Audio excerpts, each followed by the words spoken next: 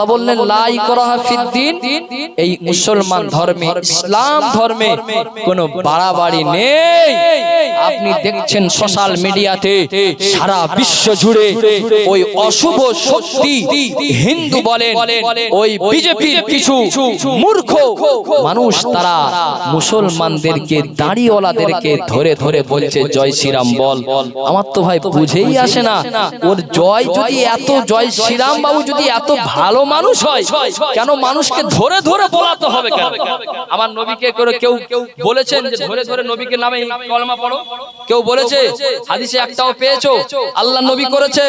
আল্লাহ নবী সাহাবীরা করেনি। এই ইতিহাস কোনো আমাদের কাছে নেই, এই নজির আমাদের কাছে একটাও নেই যে আল্লাহ নবী কাউকে পিস্তল ঠেকিয়ে বলেছে মুসলমান ধর্ম কবুল কর, ইসলামে চলে আয়, আমার প্রতি কলেমা পড়। আমার নবী করেছে? সাহাবারা করেনি। কিন্তু আজ যারা করছে বাপ, তাদের থেকে সাবধান হয়ে যান। আল্লাহ সেই কথাই বললেন। আমিও ওই বিষয়টাকে সামনে রেখে আমি ওয়াজ করি পয়েন্টে, এখানে একটু ওখানে একটু নয়, আমি ওয়াজ করি একটা পয়েন্টে, আপনার একটু বোঝার বিষয় বোঝেন কিছু, তাহলে মাথায় বুঝতে পারবেন।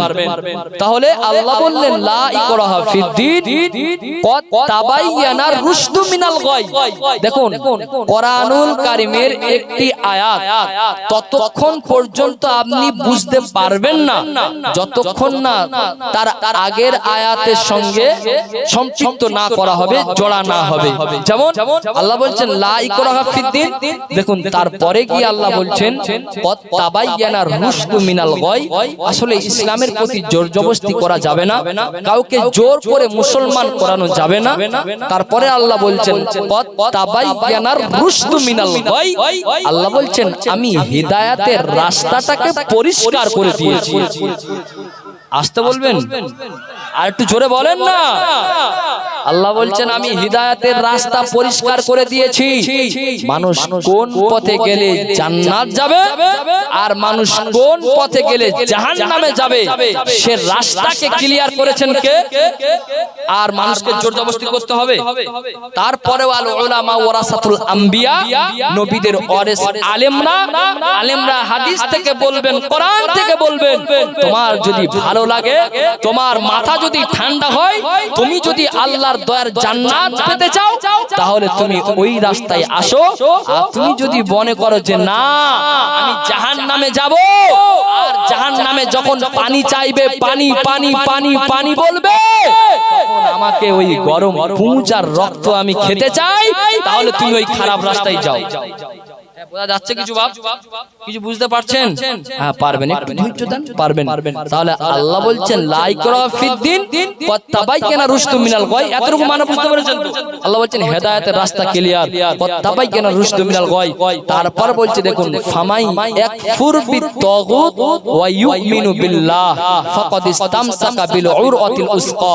তাহলে এর পুরো মানেটা শুনে নেন, তারপর বুঝতে হবে। আল্লাহ বললেন হেদায়েতের রাস্তা ক্লিয়ার।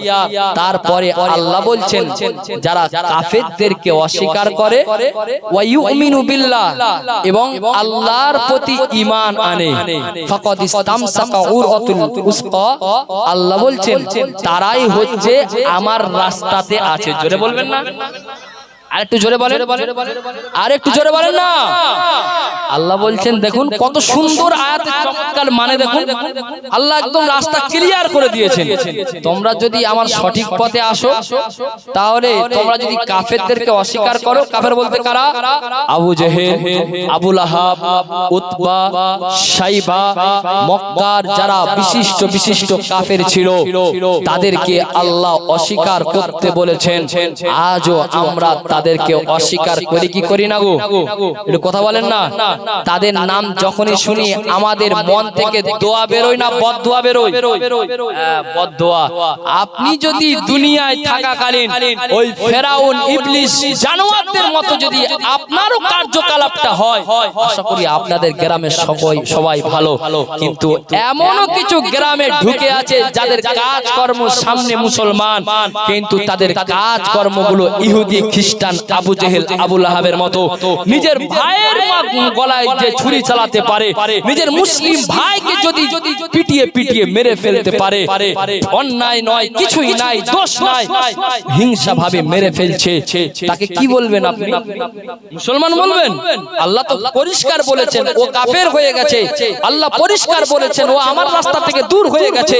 তাহলে এখানে বুঝবার বিষয়, আল্লাহ বলেছেন যারা কাফেরদেরকে অস্বীকার করেছে আর আমি আল্লাহ আমার প্রতি ঈমান এনেছে তারা আমার রাস্তাতেই আছে। একবার জোরে বলেন না। তাহলে এখানে পয়েন্ট দুটো, কটা? দুটো। একটা কি? আলহামদুলিল্লাহ আমরা এখানে সকলেই ঈমানদার। ঈমানদার না? সকলেই ঈমানদার। আর দ্বিতীয়ত আমরা কাফেরকেও অস্বীকার করি। কি করি না? তাহলে আমরা দুটোই আমরা আল্লাহ পাস করেছি, আমরা দুটোই আমরা পাস করেছি এবং দুটোই আমরা বলতে পারবো আল্লাহ আমরা কাফেরকে অস্বীকার করেছি।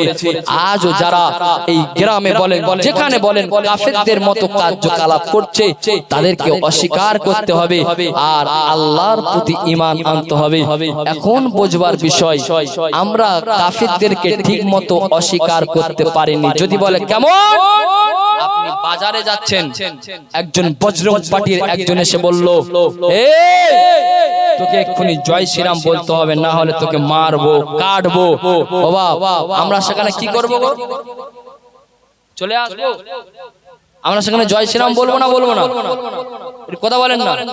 আপনারা আশা করি ভালো, কিন্তু কিছু মুসলমান আছে দেখবেন ঈমান দুর্বল, বলে না মেরে মারবে, কাটবে, জয় শ্রীরামটা বলে দি। কিন্তু বাপ আপনি একটু বুঝবার চেষ্টা করেন, আরে ঈমান এনেছিল কারা? কারা কাফেরদেরকে অস্বীকার করেছিল? ও বাপ আজ এই কাফেরদেরকে অস্বীকার করতে গিয়ে তো এত বড় বড় যুদ্ধ হয়েছে। কি গো বুঝতে পারেননি আপনারা? আবু জেহেলকে অস্বীকার করেছিলেন বলে তবে তো যুদ্ধ হয়েছে। আবু লাহাবকে অস্বীকার আল্লাহর নবী করেছিলেন বলে তবে তো যুদ্ধ হয়েছে, তবে তো এত বড় বড় জিহাদ হয়েছে। আরে আল্লাহর নবী যদি তাদের সাথে সাথ দিয়ে চলতেন এত যুদ্ধ হতো? কথা বলেন না, এত যুদ্ধ হতো না। আল্লাহর নবী সাল্লাল্লাহু আলাইহি ওয়াসাল্লাম বললেন জান চলে যাবে, দেহে এক ফোঁটা রক্ত থাকতেও আমরা কোনোদিন কোনো ক্ষেত্রে কোনো সময় ওই কাফের বেদিনদেরকে আমরা মেনে নিতে পারবো না। তাই তো এত বড় বড় যুদ্ধ নবীদেরকে করতে হয়েছে। আপনি জানবেন না, আপনি বললে চোখের পানি ধরে রাখতে পারবেন না। এই ইসলামের জন্য নবী সাহাবীরা এই কাফেরদেরকে অস্বীকার করবার কারণে আমার নবী সাহাবীরা কম কষ্ট করেননি, প্রচন্ড কষ্ট করেছেন, মার খেয়েছেন, রক্তে রক্তাক্ত হয়ে গেছেন। তারপরেও লা তুশরিক বিল্লাহ, লা তুশরিক বিল্লাহ, লা তুশরিক বিল্লাহ, আল্লাহর সঙ্গে শিরক করব না, কাফেরদের খাতায় নাম লিখাবো না, বেদিনদের খাতায় নাম লিখাবো না। সেই নবী সাহাবীরা আমরা পেয়েছি। আল্লাহ নবী বলেছেন আমার একজন সাহাবী নক্ষত্রের ন্যায়, আমার একজন সাহাবীকে তোমরা যদি ইক্তেদা করতে পারো তোমরা আমার হিদায়াত পেয়ে যাবে। জোরে বলেন, আর একটু জোরে বলবেন না? তো সেই নবীও পেয়েছি, সেই সাহাবীও পেয়েছি।